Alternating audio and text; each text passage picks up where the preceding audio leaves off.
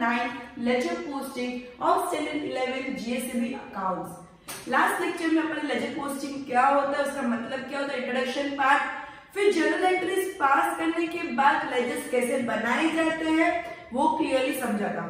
अब इस वाले जो लेक्चर है उसके अंदर हम इलस्ट्रेशन 2 से कंटिन्यू करेंगे जिसमें कंबाइंड एंट्रीज है। अभी तक अपन ने जो किया था वो सिंगल एंट्रीज थी, नॉर्मल एंट्रीज थी। अब जो होगी कंबाइंड एंट्रीज तुमने जनरल एंट्रीज वाले 4th चैप्टर में समझी थी, बट कंबाइंड एंट्रीज को लेजर पोस्टिंग कैसे करते हैं वो अपन आज क्लियरली समझेंगे। Just a minute.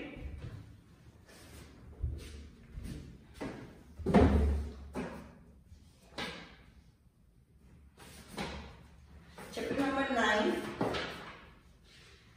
ledger posting of combined entries, illustration number 2.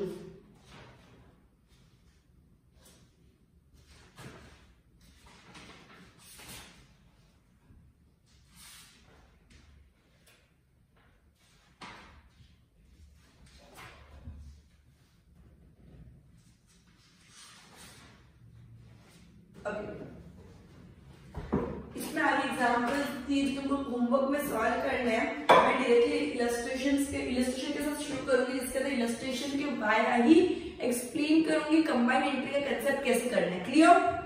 सो सबसे पहले जनरल एंट्रीज करेंगे। जनरल एंट्रीज तुमको कंबाइन आती है according to chapter number 4 general entries वाला चैप्टर जो है। अब पहले अपन जनरल एंट्रीज करेंगे, उसके बाद मैं लेजर पोस्टिंग पे जाऊंगी, क्योंकि basic step for the ledger posting is journal entries, right students? So अपन सबसे पहले जनरल एंट्रीज कैसे करनी है उसके ऊपर फोकस करेंगे। सो क्या बोले, for the following transactions of Kavish prepare journal and also draw the necessary account in ledger and complete the posting in his books. Correct? So अपन को 5 ट्रांजैक्शंस दे दिए in the form of statements जो अपन journal entry के form में convert करेंगे, right? So journal entries in the books of Kavish, journal entries in the book of Kavish. Correct? Date, particular, LF, debit rupees, credit rupees. Correct? Date, particulars, LF, debit rupees, credit rupees. Okay students, so सबसे पहले entry क्या है, 2016 March 1st, brought cash rupees 39,000 and personal furniture rupees 7,500 in the business. कुछ भी चीज business में लेके आए तो उसको क्या बोलते हैं? ये स्टूडेंट्स कैपिटल। कोई भी चीज बिजनेस के अंदर लेके आए तो उसको क्या बोलते हैं? कैपिटल। सो क्या क्या लेके आए? कैश लेके आए, पर्सनल फर्नीचर लेके आए। तो बिजनेस के अंदर क्या आया? कैश आया, फर्नीचर आया। So whatever comes in debit, cash account debit, furniture account debit, किस फॉर्म में आया? कैपिटल फॉर्म में आया। किस फॉर्म में आया? कैपिटल। सो टू कैपिटल कितना कितना है? 39,000 and 7,500। सो टोटल कितना हो जाएगा? 46,500। सॉरी, ओके स्टूडेंट्स, टोटल कितना हो गया? 46,500। Now next entry, that is March 2, 2016, paid towards our dues rupees 8,200 to Park and 3,000 to Mujh. अपन को पे करना था, इसीलिए 8,200 रुपीज पार्थ को पे किया। मतलब इन शॉर्ट अपने ड्यूज से अपन को पे करना बाकी था, तो अपन पे कितना किया? पार्थ को 8,200 किया एंड मुझ को 3,000 किया। मतलब अपने पैसे गए, whatever goes out credit, तो अपना कैश क्रेडिट होगा। Who is the receiver? Parth and Mujh are the receiver. So Parth account will be debited and Mujh account will be debited. Okay, debit the receiver, credit the giver. ठीक है? And debit what comes in, credit what goes out. Debit the receiver के हिसाब से जो दो party को अपन पैसा दे रहे हैं वो लोग रिसीव कर रहे हैं, इसलिए वो दोनों अकाउंट डेबिट हो जाएगी। And credit what goes out के हिसाब से कैश जा रहा है अपने उन दोनों को पेमेंट देने के लिए, इसलिए कैश क्रेडिट हो जाएगा। क्लियर? सो कौन है? Parth and Munj. Date 2, Parth account will be debited, Munj account will be debited 2,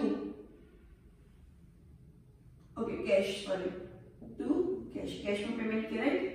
amount कितना? 8200 एंड 3000,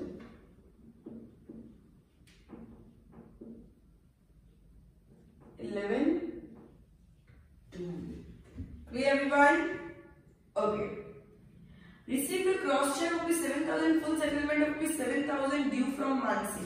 अपन ने चेक रिसीव किया, मतलब अपने पास पैसा आया, अपने पास पैसा आया, अपन ने कैश बुक में किया था कि फुल सेटलमेंट में अगर कोई पैसा दे रहा है वो क्या हो जाता है? डिस्काउंट। वो क्या हो जाता है? डिस्काउंट।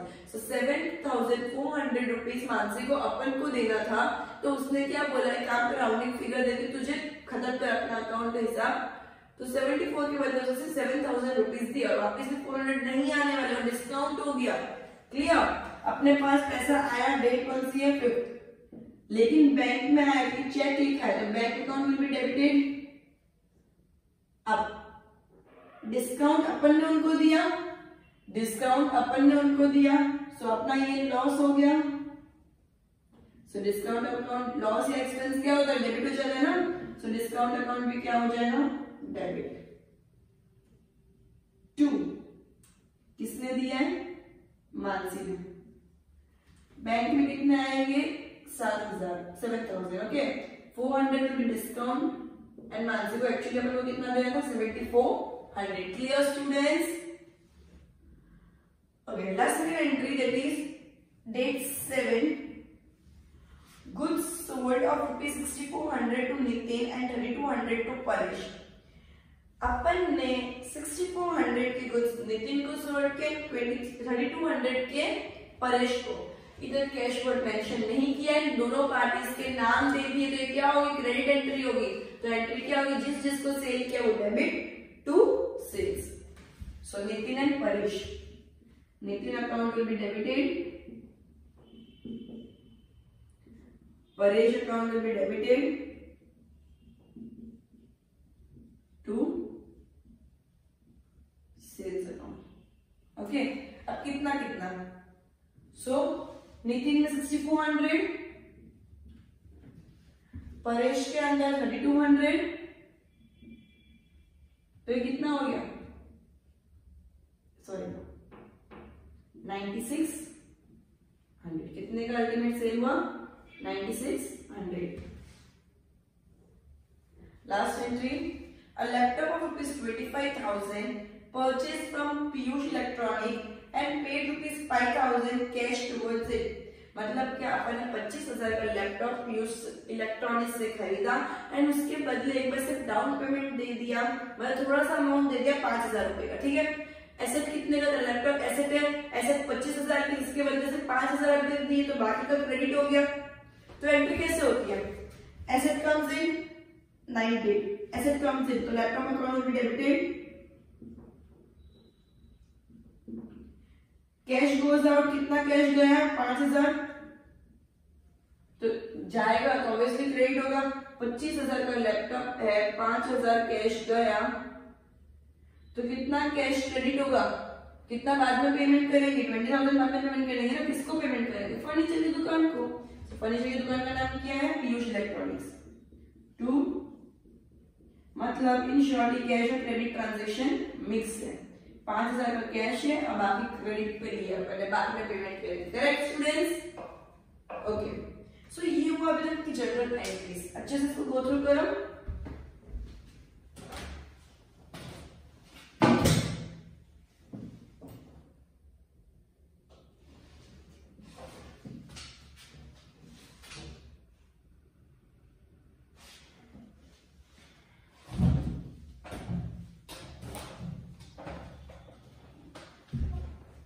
ओके, सो अपन नेक्स्ट स्टार्ट करते हैं इसकी लेजर पोस्टिंग के साथ। किससे शुरू करेंगे? Ledger posting. लेजर पोस्टिंग करना कैसे?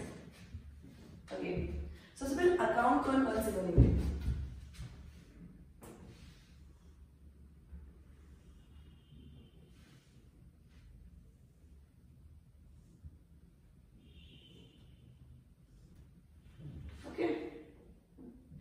सबसे पहले क्या है, कैश, तो ये हो गया कैश अकाउंट। फिर क्या है, फर्नीचर, तो ये हो गया फर्नीचर अकाउंट।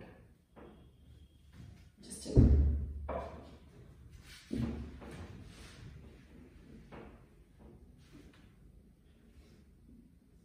फिर क्या आएगा, कैपिटल, तो ये हो गया कैपिटल अकाउंट। फिर क्या है, मुंज, पार्थ एंड मुंज, तो ये पार्थ अकाउंट, और ये Munj account, correct. Okay, so next, just a minute.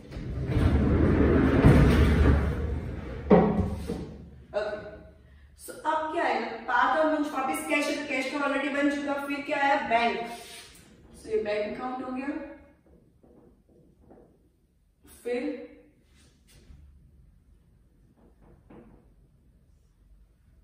Bank के बाद है डिस्काउंट, डिस्काउंट अकाउंट। फिर है मानसी,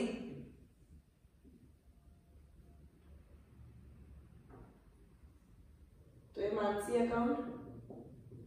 फिर है Nitin Paresh, sales, Nitin account, Paresh account and sales account. Okay, अब बच गया लैपटॉप एंड पीयूष इलेक्ट्रॉनिक्स, वो लास्ट में अपन करेंगे। क्लियर। अब सबसे पहले अपन को फर्स्ट ट्रांजैक्शन देखो, मैं इसके अंदर एक में बता देते परफॉर्मा क्या होता है, date, particulars, LF, amount, date, particulars, LF and amount. बाकी सब में मैं डायरेक्टली पर्टिकुलर्स अमाउंट करके करूंगी, तुमको ये सब फॉर्मेट में करना है। क्लियर। सो सब अकाउंट में अपन क्या लिखेंगे, debit, credit. Clear, debit, credit, debit, credit, debit, credit, debit, credit, debit, credit, debit, credit, compulsory है लिखना।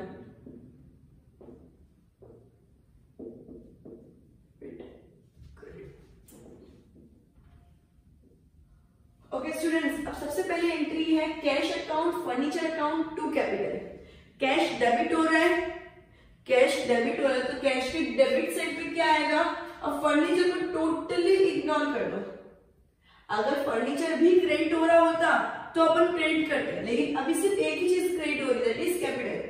तो मैं क्या करूंगी, कैश के डेबिट साइड पे क्या लिखूंगी, डेट 1 टू कैपिटल, कितना अमाउंट है, अब अमाउंट 46,500 नहीं आएगा, जितना कैश का अमाउंट है वो आएगा, दैट इज 39,000। सिमिलरली फर्नीचर का भी सेम करेंगे, फर्नीचर डेबिट हो रहा है तो फर्नीचर की डेबिट साइड लिखेंगे टू कैपिटल, एंड कितना अमाउंट आएगा जो फर्नीचर में लिखा है, that is 7,500। Clear.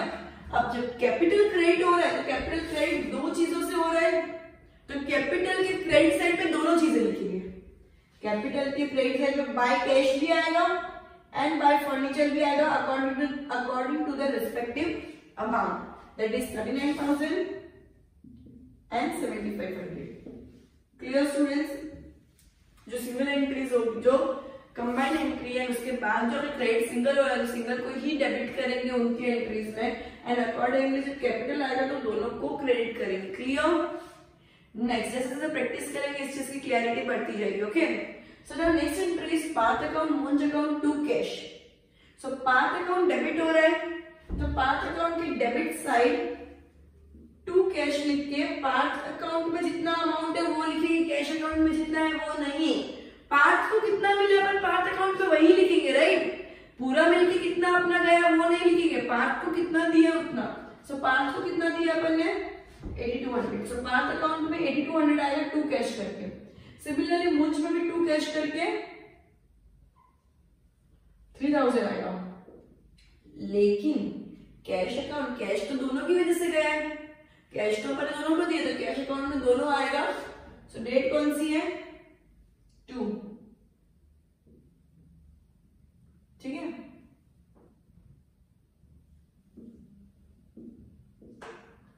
So date कौन सी है 2।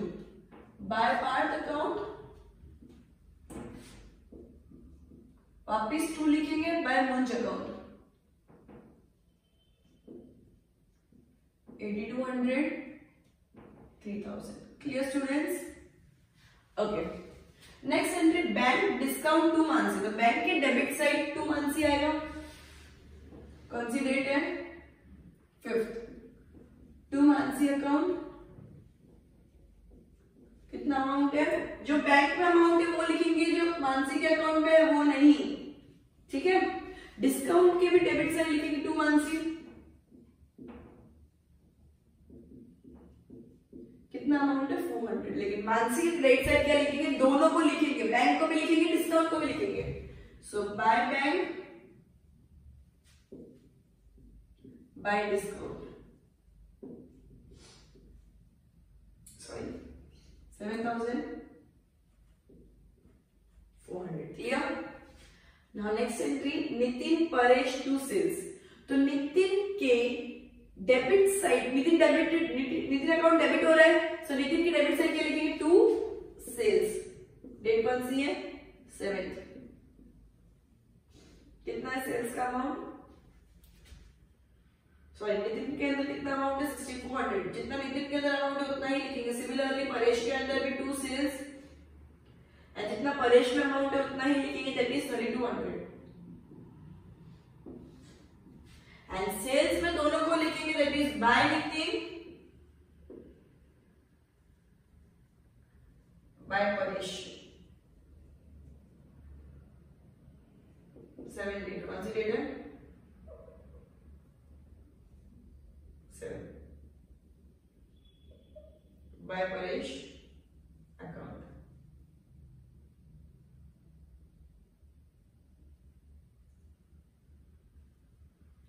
कितना कितना अमाउंट है 6400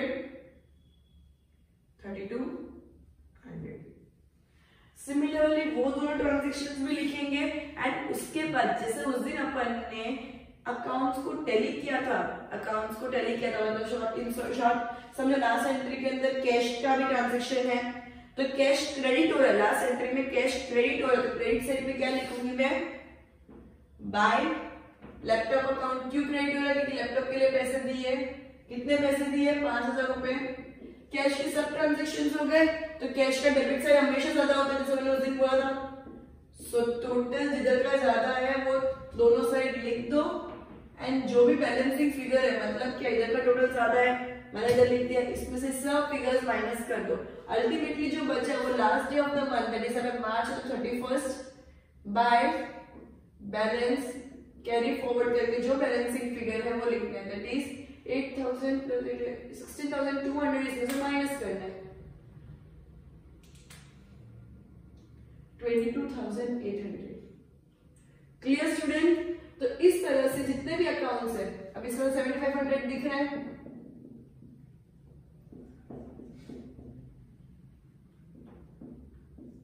बाय बैलेंस कैरी फॉरवर्ड 7500 खत्म।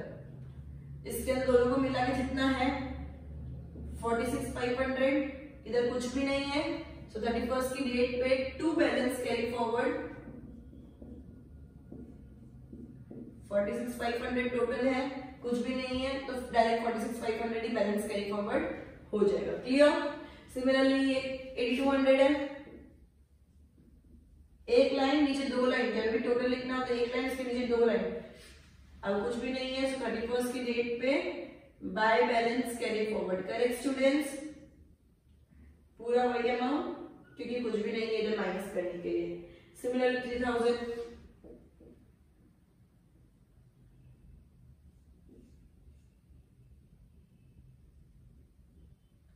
तो 31st की डेट पे बाय बैलेंस कैरी फॉरवर्ड कितना 3000। सिमिलरली लैपटॉप और जो पीयूष इलेक्ट्रॉनिक का बाकी रह गया वो तुमको होमवर्क में कर देना। 2 ही एंट्रीज है, मेरे पास स्पेस नहीं, वरना मैं इधर करके बताती हूँ।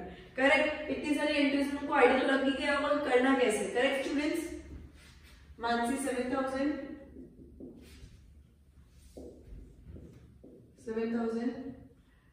31st by balance carry forward 7,000.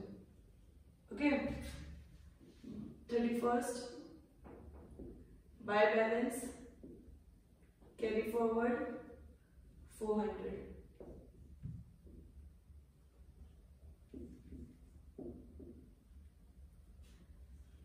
इन दोनों का टोटल 7400 है। ये सब कुछ भी नहीं है तो मैंने 7400 लिख दिया। सो क्या हो गया 31st की डेट पे 2 बैलेंस कैरी फॉरवर्ड 7400। सिमिलरली 6400